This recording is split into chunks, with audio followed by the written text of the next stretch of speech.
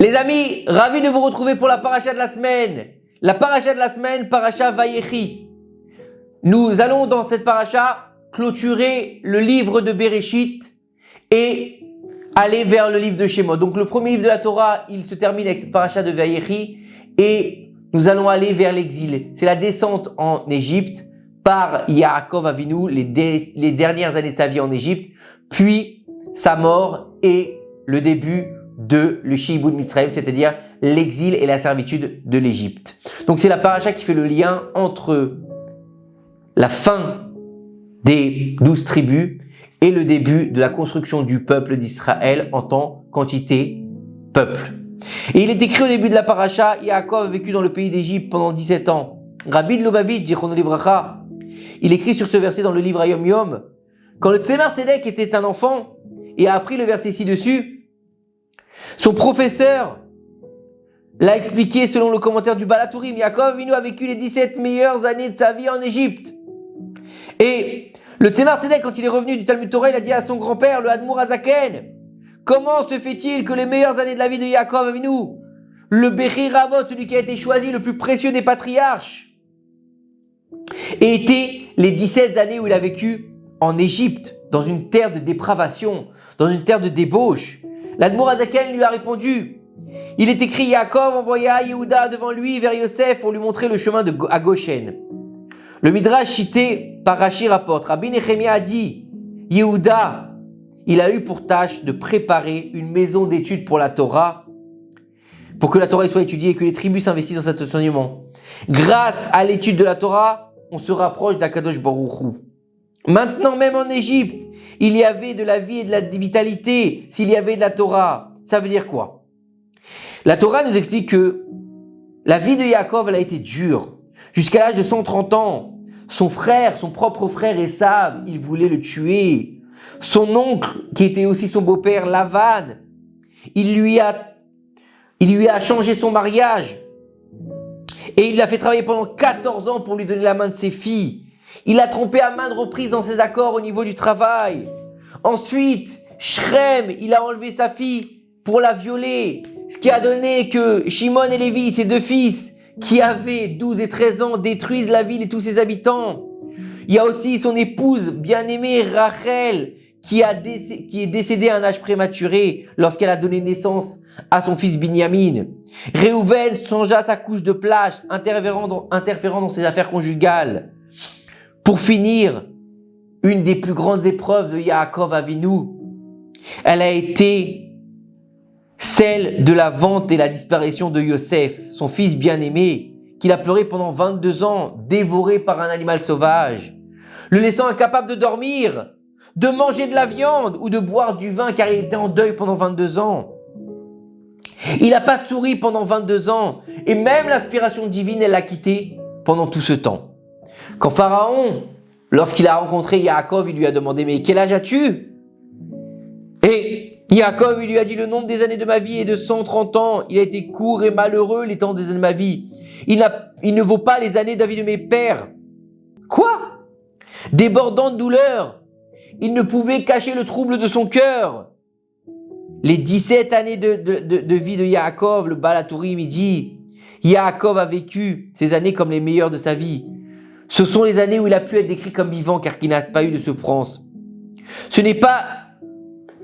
Pendant 130 ans, il a souffert et 17 ans, il a vécu avec un peu de roga, un peu de shalvat nefesh. Il était apaisé, il pouvait enfin profiter de sa famille, de tous ses enfants et de vivre les derniers jours de sa vie heureux et comblé. Mais le Tzemar Tzedek, il n'était pas d'accord avec cette explication. Même déjà petit, il avait compris qu'un vrai tzaddik ne vit pas une vie de plaisir mondain. Il mène une vie de service divin, de mitzvot.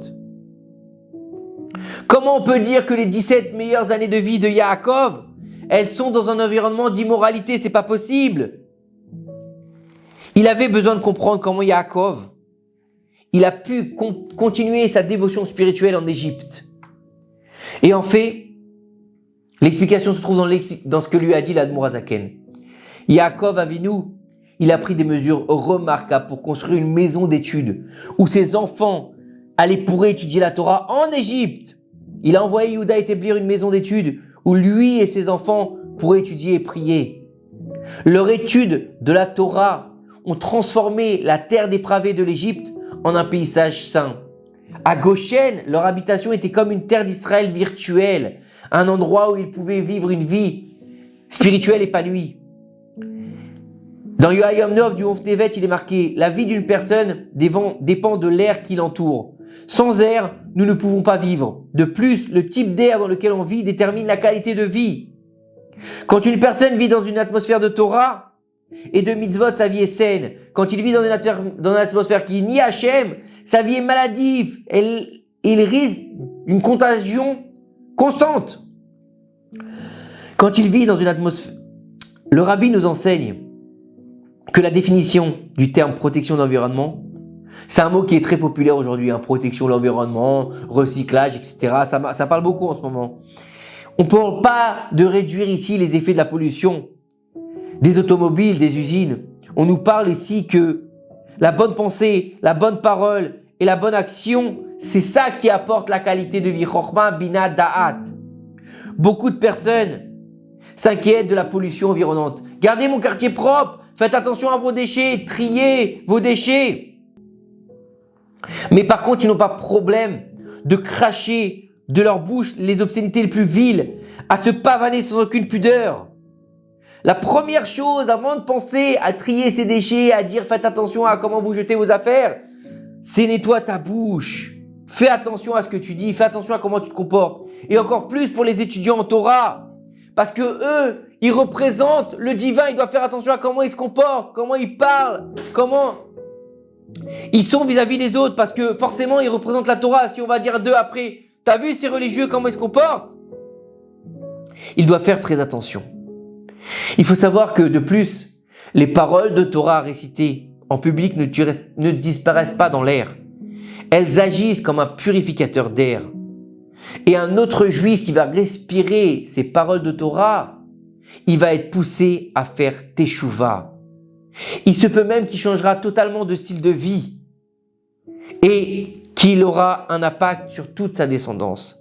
C'est pour cette raison que il faut toujours murmurer des paroles de Tehillim, de Mishnayot. C'est ce qu'ils font les tzadikim en général quand vous allez les voir. Ils murmurent. Qu'est-ce qu'ils murmurent? Ils murmurent des paroles de Torah qui vont imprégner l'air de leur sainteté. Alors il faut que chaque personne fasse l'effort de dire des paroles de Torah, que chaque personne, elle ait la possibilité de nettoyer son environnement par des paroles de Torah, par des musiques de Torah, par des Tehillim, et que son environnement il soit pur, que l'environnement ne soit pas bafoué par de la musique agressive, non cachère, par des paroles d'obscénité, par des paroles de vulgarité, par des méchancetés, par des mauvais noms d'oiseaux, par des publicités à la télé ou des choses où on entend des bruits bizarres et des choses qui ne sont pas en adéquation avec la Torah. Il faut savoir que lorsqu'on va purifier tout